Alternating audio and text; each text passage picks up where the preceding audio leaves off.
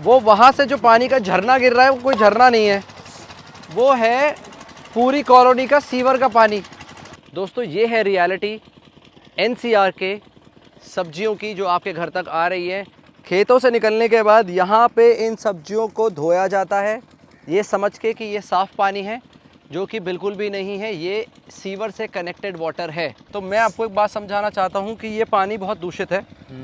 ये आपको पानी लगाते टाइम आपको बीमार भी कर सकता है, और साथ ही साथ जो आप सब्जियां इससे उगा रहे हो वो तो बीमारी की जड़ है ही। आप लोग सोच रहे हैं कि आप बिल्कुल ऑर्गेनिक और बिल्कुल हाइजेनिक तरीके से बनाई गई सब्जियों को खा रहे हैं, लेकिन मैं आपको बताना चाहता हूं कि ये सब्जियां किसी भी तरीके के जहर से कम नहीं हैं।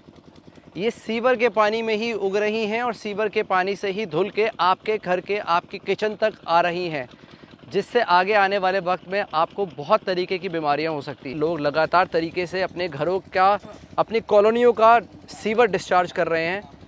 उसी सीवर के पानी से आपके घर तक पहुंच रही हैं स्वच्छ और स्वादिष्ट हरी भरी सब्जियां।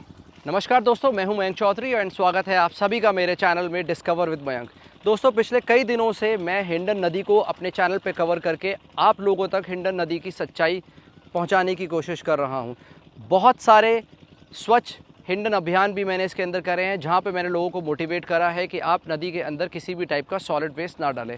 आप सब लोग मुझसे बोलते हैं कि मुझे और चीज़ें भी कवर करनी चाहिए, सिर्फ एक ही चीज़ के ऊपर फोकस नहीं करना चाहिए। तो उसी को आगे कंटिन्यू करते हुए मैं आया हूँ आज हिंडन नदी के पास बसा हुआ एक गाँव जिसका नाम है कनावनी, जहाँ पर एक तरफ है पूरा रिहायशी इलाका जो लगातार नदी के किनारे अपने घर की गंदगी को फेंका जा रहा है, और साथ में घरों से निकलता हुआ सीवर का पानी भी नदी के अंदर डायरेक्ट डिस्चार्ज करा जा रहा है।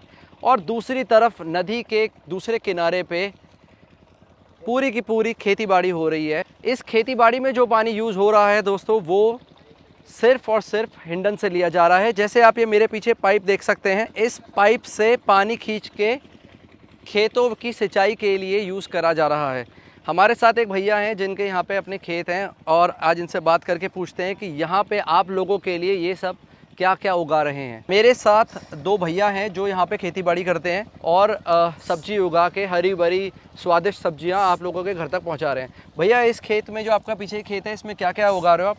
इसमें भिंडी, तोरई, घिया, प्याज, धनिया, पालक, सभी सब्जियां यहाँ उगती हैं। मतलब जो नॉर्मल सब्जियां हैं घर में खाने वाली, वो सारी सब्जियां आपके पास यहाँ पे उपलब्ध है।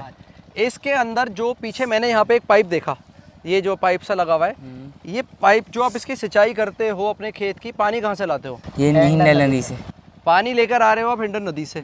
तो ये पानी के अंदर जैसे आप देख रहे हो वहाँ पे वो सीवर भी छोड़ा हुआ है और लोग और अन्य तरीके की यहाँ गंदगियाँ फेंक रहे हैं, तो आपको लगता नहीं है कि ये पानी दूषित है? दूषित है। तो ये सब्जियाँ जो आप लोग उगाते हो, इन्हें बेचते कहाँ पर हो? झारसी में मंडी हो गया, गाजीपुर मंडी हो गया। छजारसी और गाजीपुर मंडी में। ये गाजियाबाद मंडी ऐसी जगहों पे भी जाती है। दोस्तों ये सारी सब्जियां जो यहाँ पर उग रही हैं, जैसे आप मेरे पीछे देख सकते हो, मुझे लगता है ये स्प्रिंग अनियन है। हाँ जी, ये स्प्रिंग अनियन है जिसे आप बहुत अच्छे तरीके से चाइनीज़ फूड के अंदर डाल के सोचते हो कि इसकी हम गार्निशिंग करेंगे और बहुत अच्छी मज़ा आएगा इसे खाने में। तो वो जो गार्निश का जो फ्लेवर आ रहा है ना, वो हिंडन नदी के सीवर वाले पानी से आ रहा है। आप लोग एक स्टेप लेंगे अपने एंड से नदी को दूषित होने से रोकने का, तो डेफिनेटली मुझे लगता है कि सरकार आगे बढ़ेगी और हम अपनी प्यारी हिंडन नदी को वापस से स्वच्छ बनाने का प्रयास कर पाएंगे। आप मुझे एक बात बताओ, जब आप इस सब्जी को इस गंदे पानी से उगाते हो, तो क्या आपकी सब्जी उगाते टाइम आपको नुकसान भी होता है? क्या होता है? नुकसान होता है, बहुत सी बीमारी लग जाती हैं। इससे इंसानों को भी खाते पे बीमारी लगती है इस चीज़ से, गंदे पानी से। तो आपको ये पता है कि इस सब्जी को खाने के बाद आदमी बीमार हो सकता है? हो सकता है। तो फिर भी हम लेकिन ये लगातार काम करे जा रहे हैं। हाँ। क्यों? ये मजबूरी है, इसलिए नदी का पानी लगाना पड़ता है, मजबूरी। दोस्तों भारत में ऐसे बहुत सारे किसान हैं जो अपनी खेतीबाड़ी के लिए फुली डिपेंडेंट हैं नदी के ऊपर। तो ये सिर्फ इन लोगों की कहानी ही नहीं है, ऐसे और भी लोग हैं जो नदी के किनारे उनके खेत हैं और वहाँ पे वो खेतीबाड़ी करके सब्जियां उगाने का काम कर रहे हैं। ये जो आप सारे यहाँ पे खेत देख रहे हैं, इन खेतों में अलग अलग तरीके की सब्जियां उगाई जा रही हैं। वो वहाँ से जो पानी का झरना गिर रहा है वो कोई झरना नहीं है, वो है पूरी कॉलोनी का सीवर का पानी जो डायरेक्टली डिस्चार्ज करा जा रहा है हिंडन नदी में, और उसी नदी में ये प्यारे प्यारे बच्चे अच्छा पानी समझ के तैर रहे हैं। आप सोचिए कि इनकी हेल्थ के साथ क्या क्या यहाँ पे हो सकता है इस दूषित पानी में नहाने से। हमारे घरों में अगर पानी में एक मिट्टी का कण भी आ जाता है तो हम सोचते हैं कि वो पानी गंदा है। इन बच्चों के लिए ये एक स्विमिंग पूल है, जिस स्विमिंग पूल को भगवान ने इनके लिए बनाया, लेकिन आप लोगों ने, इंसान ने उसे नरक से भी बदतर बना दिया।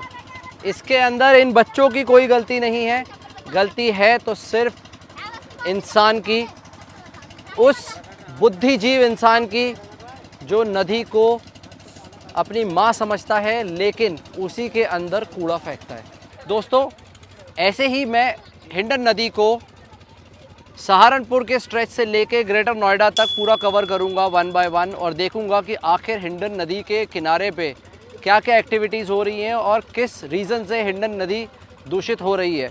मैं आप सभी लोगों से सिर्फ एक ही रिक्वेस्ट करना चाहता हूं दोस्तों, जिस तरीके से भी आप हिंडन नदी को दूषित करने से बचा सकते हैं या आप अपनी कोई हैबिट से ऐसी चीज़ कर सकते हैं जिससे हिंडन नदी दूषित ना हो, तो प्लीज़ उसे अपनाएं और इस नदी को वापस स्वच्छ बनाने में हमारी और सरकार की मदद करें।